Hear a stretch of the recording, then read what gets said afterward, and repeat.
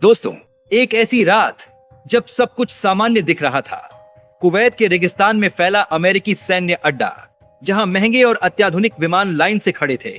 हर तरफ सुरक्षा के कई स्तर, रडार, मिसाइल सिस्टम, सब कुछ इतना मजबूत कि कोई परिंदा भी पर ना मार सके। लेकिन उसी रात कुछ ऐसा हुआ जिसने इस अजेय किले की सच्चाई पर सवाल खड़े कर दिए। कहानी शुरू होती है ईरान से। वहां से उड़ान भरता है एक फाइटर जेट, लेकिन कोई आधुनिक चमचमाता हुआ स्टेल्थ जेट नहीं। ये है एक पुराना 1960 के दौर का F5, वही जेट जिसे कभी अमेरिका ने खुद ईरान को दिया था दोस्ती के दौर में। अब सोचिए, किस्मत का खेल, वही जेट अब उसी अमेरिका के खिलाफ उड़ रहा है। जैसे जैसे ये जेट आसमान चीरता हुआ आगे बढ़ता है, हर सेकंड खतरा बढ़ता जाता है। सामने है दुनिया की सबसे ताकतवर एयर डिफेंस सिस्टम। एक छोटी सी गलती और सब खत्म। लेकिन कहानी यहीं पलटती है। रिपोर्ट्स कहती हैं कि ये जेट एक एक परत को चीरता हुआ आगे निकल गया। रडार उसे पकड़ नहीं पाए, मिसाइल सिस्टम उसे रोक नहीं पाए, और फिर वो पहुंच गया अपने निशाने पर, कुवैत का कैंप ब्यूरिंग बेस। इसके बाद जो हुआ वो सिर्फ हमला नहीं था, वो एक झटका था। बताया जा रहा है कि इस जेट ने ऐसी बमबारी की कि वहां खड़े अरबों डॉलर के अमेरिकी विमान देखते ही देखते आग की लपटों में घिर गए। कुछ ही मिनटों में सब कुछ बदल गया। जहां पहले चमकते हुए फाइटर जेट खड़े थे, वहां अब सिर्फ धुआं और मलबा रह गया। सबसे चौंकाने वाली बात यह है कि ये वही बुजुर्ग जेट था जिसे दुनिया ने लगभग कबाड़ मान लिया था, लेकिन ईरान ने उसे जिंदा रखा, उसे फिर से उड़ाया और उसी से ऐसा वार किया कि सुपर पावर कहे जाने वाले देश की नींव तक हिल गई। अब यहाँ कहानी और भी रहस्यमयी हो जाती है। कुछ रिपोर्ट्स कहती हैं कि इस हमले में करीब 46 करोड़ रुपए के विमान नष्ट हो गए, लेकिन आधिकारिक तौर पर सब कुछ साफ नहीं बताया गया। कहा जा रहा है कि असली नुकसान छुपाया जा रहा है, सैटेलाइट तस्वीरों को रोका जा रहा है और सच्चाई पर पर्दा डाला जा रहा है। आखिर क्यों? और सबसे बड़ा सवाल, क्या यह सिर्फ एक हमला था या आने वाले समय की एक चेतावनी? क्या यह दिखाता है कि युद्ध में सिर्फ नई तकनीक ही नहीं, बल्कि हिम्मत और रणनीति भी सब कुछ बदल सकती है? क्योंकि अगर एक पुराना जेट इतने बड़े सिस्टम को चकमा दे सकता है, तो आगे क्या होगा? क्या ये शुरुआत है किसी और बड़े खेल की, या फिर ये एक ऐसा संदेश है जिसे दुनिया अभी समझ नहीं पा रही? सच्चाई जो भी हो, लेकिन इतना तय है, ये कहानी अभी खत्म नहीं हुई है। असली तूफान शायद अभी बाकी है। अब जरा इस कहानी के आगे की परत को समझिए, क्योंकि असली खेल शायद अभी शुरू हुआ है।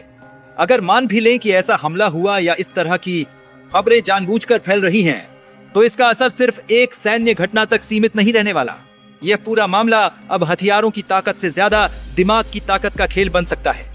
आने वाले समय में युद्ध सिर्फ मिसाइल और जेट से नहीं, बल्कि भ्रम, डर और जानकारी के जरिए लड़े जाएंगे।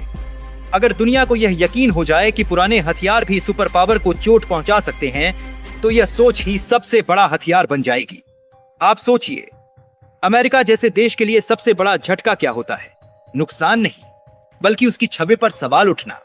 अगर दुनिया को लगने लगे कि उसकी सुरक्षा में सेंध लग सकती है, तो उसके सहयोगी देश भी अंदर ही अंदर डरने लगेंगे। खाड़ी के देश जो अब तक अमेरिका की सुरक्षा पर भरोसा करते थे, वे अब अपने विकल्प तलाश सकते हैं और यहीं से खेल बदलना शुरू होगा। दूसरी तरफ ईरान के लिए यह सिर्फ एक हमला नहीं, बल्कि एक संदेश हो सकता है कि कम संसाधन होने के बावजूद भी हम खेल पलट सकते हैं। इससे छोटे देश भी प्रेरित हो सकते हैं। वे समझ सकते हैं कि महंगे हथियार खरीदने से ज्यादा जरूरी है चालाक रणनीति और सही समय पर हमला। लेकिन सबसे समय पर हमला, खतरनाक संभावना यहाँ से निकलती है। अगर यह सब सच नहीं भी है, फिर भी इसका असर उतना ही बड़ा है, क्योंकि युद्ध में सच्चाई से ज्यादा कहानी काम करती है। अगर लोगों के दिमाग में डर बैठ गया, तो बिना गोली चले भी जीत हासिल की जा सकती है। आने वाले समय में हम एक नया ट्रेंड देख सकते हैं, जहां देश पुराने हथियारों को भी नए तरीके से इस्तेमाल करेंगे, जहां सस्ते और अनदेखे हथियार महंगे सिस्टम को चुनौती देंगे, और सबसे बड़ी बात, जहां हर देश अपनी असली ताकत छुपाकर सिर्फ उतना ही दिखाएगा जितना जरूरी हो। और शायद सबसे बड़ा बदलाव ये होगा कि अब युद्ध का मैदान सिर्फ जमीन या आसमान नहीं रहेगा, बल्कि लोगों का दिमाग बन जाएगा। जो कहानी को कंट्रोल करेगा, वही असली जीत के करीब होगा। तो सवाल यह नहीं है कि हमला कितना बड़ा था, सवाल यह है कि इस खबर ने दुनिया के सोचने का तरीका कितना बदल दिया है। क्योंकि कई बार असली विस्फोट जमीन पर नहीं, दिमाग के अंदर होता है, और उसका असर सबसे लंबे समय तक रहता है। अब आगे जो होने वाला है वो शायद पहले से भी ज्यादा दिलचस्प और थोड़ा खतरनाक हो सकता है, क्योंकि इस पूरी कहानी ने एक नई सोच को जन्म दे दिया है। आने वाले समय में सबसे बड़ा बदलाव यह होगा कि ताकत की परिभाषा बदलने लगेगी। अभी तक दुनिया मानती थी कि जिसके पास सबसे बड़ा बदलाव परिभाषा को सबता करेगा, महंगे और आधुनिक हथियार हैं, वही सबसे शक्तिशाली है। लेकिन अगर ऐसी घटनाओं पर विश्वास बना रहता है तो धीरे धीरे यह धारणा टूट सकती है। छोटे देश भी यह महसूस करने लगेंगे कि सही रणनीति और साहस के साथ वे बड़े देशों को चुनौती दे सकते हैं। यह सोच ही भविष्य की दिशा बदल सकती है। दूसरी तरफ बड़े देश अब और ज्यादा सतर्क हो जाएंगे। वे सिर्फ अपने हथियारों को मजबूत नहीं करेंगे, बल्कि अपनी कमजोरियों को छुपाने में भी माहिर बनेंगे। आने वाले समय में आपको कम दिखाई देगा, लेकिन पर्दे के पीछे बहुत ज्यादा तैयारी चलेगी। यानी जो दिख रहा होगा, असली ताकत उससे कहीं ज्यादा अलग और छिपी हुई होगी। एक और बड़ा बदलाव यह हो सकता है कि अदृश्य युद्ध तेज हो जाएगा। अब सीधी टक्कर कम होगी, लेकिन छुपकर वार ज्यादा होंगे। साइबर हमले, सैटेलाइट सिस्टम में छेड़छाड़ और भ्रम फैलाने वाले ऑपरेशन, ये सब भविष्य के असली हथियार बन सकते हैं। कई बार ऐसा भी हो सकता है कि असली हमला हो या ना हो, लेकिन खबरें ही ऐसा माहौल बना दें कि दुश्मन डर जाए।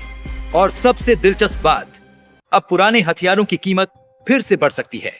जो चीजें कबाड़ समझी जा रही थीं, वही नए तरीके से इस्तेमाल होकर गेम बदल सकती हैं। देश अपने पुराने सिस्टम को नए दिमाग के साथ जोड़कर इस्तेमाल करेंगे, जिससे दुश्मन को समझ ही नहीं आएगा कि हमला कहां से और कैसे होगा। लेकिन इसके साथ एक खतरा भी बढ़ेगा, गलतफहमी का। अगर किसी खबर को सच मानकर तुरंत जवाबी कार्रवाई हो गई, तो हालात अचानक बहुत बिगड़ सकते हैं। यानी भविष्य में असली खतरा सिर्फ हथियार नहीं, बल्कि गलत जानकारी भी होगी। और आखिर में सबसे बड़ा बदलाव इंसानी सोच में आएगा। लोग अब हर खबर को शक की नजर से देखेंगे, हर घटना के पीछे छिपे मकसद को समझने की कोशिश करेंगे, क्योंकि यह दौर सिर्फ युद्ध का नहीं, बल्कि धारणा के युद्ध का बनता जा रहा है। तो आने वाला समय सिर्फ ताकत की लड़ाई नहीं होगा, यह दिमाग, धैर्य और कहानी को नियंत्रित करने की लड़ाई होगी। जो इस खेल को समझ गया वही आगे रहेगा, और जो सिर्फ ताकत पर भरोसा करेगा वो शायद सबसे बड़ी गलती करेगा।